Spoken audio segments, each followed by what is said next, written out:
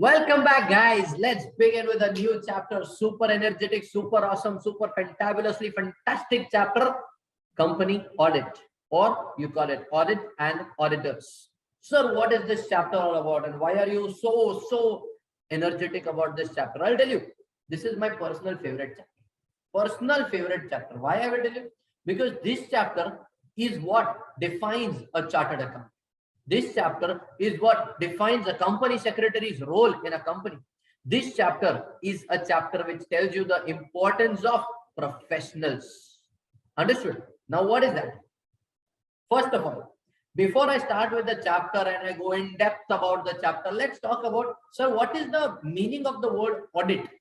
You know, audit was a word derived from a Latin word or a Greek word. I don't know Latin or Greek, but yes, I don't know those languages, I mean, but yes, this word was derived from the word audir.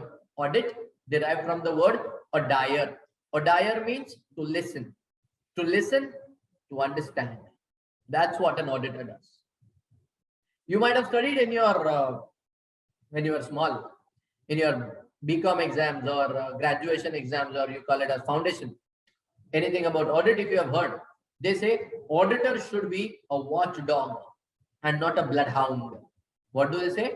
Auditor should be a watchdog and not a bloodhound, meaning an auditor, when he goes to any particular company from the intention for the purpose of doing some audit, he should not go with the intention that I am going to screw this company. This area, there is definitely some fraud. That area also, there is definitely some fraud. I will dig everything out of the company. I will finish the company. No. You don't have to be a bloodhound over there. You are not going there to finish the company. No. You have to be a watchdog. What is the process? Okay, first this, then this, then this. Oh, okay. What is the process? This you are doing like this. Nice. Very good. I will make a note of that as an auditor. Tell me about that. Yeah, that product. How do you make it? Okay. Oh, wow. Fascinating. Lovely. Super. Okay. And then after everything is done, you come to your room, which has been given to you by your client. You come to your office if required, and then make your report on auditing. What did you see? What did you understand? Whether they are complying with the rules or not. Everything that you saw, everything that you understood, everything that you could take in, that you are going to let it out over here. Understood? That's what an auditor does. Is that clear? Yes. Audit, a very profound business, a very profound work. Actually, you know, auditing is a work of art. Not everybody can do auditing. And if you are going to become chartered accountants, this is the chapter for you. Why? Because chartered accountants are the only people who are qualified to be appointed as statutory auditors of the company. Yes. Secretarial auditor is CS. For them, we are not talking about in this chapter. Understood? This chapter, we are mainly talking about only chartered accountants who are going to be appointed as auditors of the company. Auditors of the company, or in other words, you call it as statutory auditors. That is a chartered accountant. Now, as we talk about a CA who is going to be appointed as an auditor, what does he do? See, very clearly you need to understand what is the concept of the auditor. A chartered accountant or a chartered accountant's firm, what they will do, they will go to a particular company. They will be appointed by a particular company. They will go to a particular company to verify the financials, to verify the books of accounts, to verify the records, vouchers, documents, inventory, that is the stock, the assets, the liabilities, everything they will check. And after checking, after verifying each and everything, they will prepare a report and specify, it is specified in the law itself that the report of the auditor shall give a true and fair view. True and fair view. It will never be true and correct view. You know the reason if you have already done the accounts of the company's chapter. If not, I will tell you. True and fair view means what? True and fair view means, as an auditor, I am declaring that whatever I have done is perfect. Whatever I have done is perfect. But I don't take full guarantee of it, because I have only done things which are to the best of my knowledge and belief, and as per the information provided to me by the company. So if company is hiding something from me, I don't take guarantee for that. Understood? So true and fair means so far as I have done everything, it is true. And the things which I have checked, they are fairly appropriate up to whatever I have checked. Because there are so many things happening in the company, it may not be possible for an auditor to check each and every individual thing. So he may resort to what, he may resort to audit sampling. Audit sampling means he will make samples and check only the samples. Like there are 1000 documents to be checked.